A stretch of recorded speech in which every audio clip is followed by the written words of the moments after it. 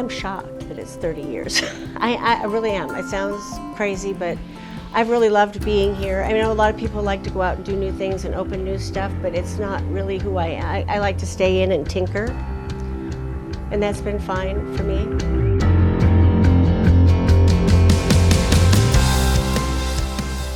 There's sort of an opulence with warmth. The food, I think, really demonstrates an expression of versatility of both Nancy and myself, and then a lot of care and curation of the ingredients, but also just like hospitality. It's a really warm, fun environment to be in.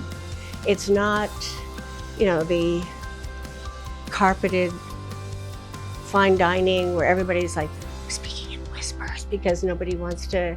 There's life going on, and you feel like, oh, I've come to the right place.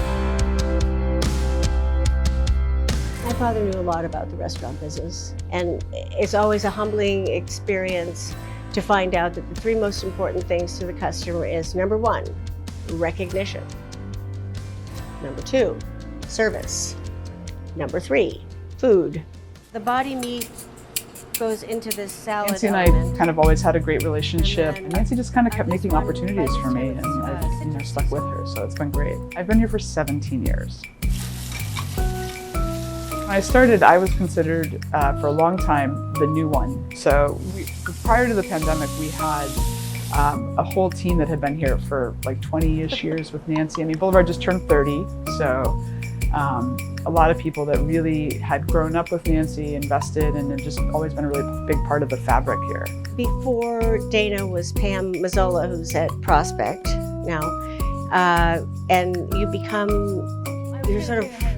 one, and it's convenient because you don't have to talk too much. Remember the thing she's not going to do. Somebody can read your mind. The color. And I thought, what about if we made it into the classic cheese twist? And I tried. She's looking for a cook or whomever, whether it's myself or one of our sous chefs or even line cooks, to get involved and really learn about the products that they're working with, because without that, it can get lost in translation. So like everybody has to care along the way to making something awesome, because the chef can come up with the idea, but like day in, day out, the team is holding that, bringing it through the guest. I don't know if people really think the food has changed very much, but it has changed radically.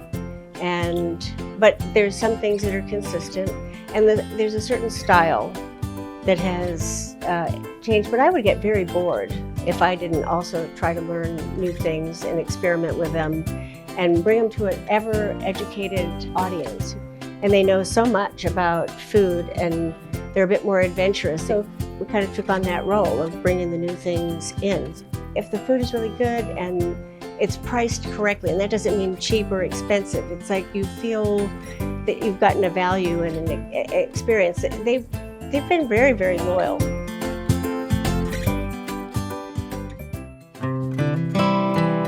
San Francisco is still the greatest concentration of female chefs and the birthing place of them.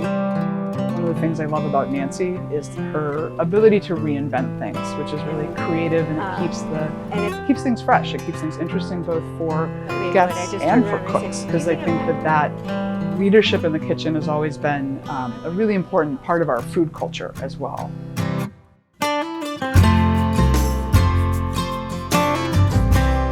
In the long run, I think the one that shocked me the most, and I'm still the most proud of, is getting Best Overall Restaurant at James Beard Award for the restaurant, because that's a hard one to get. You have to be open 10 years.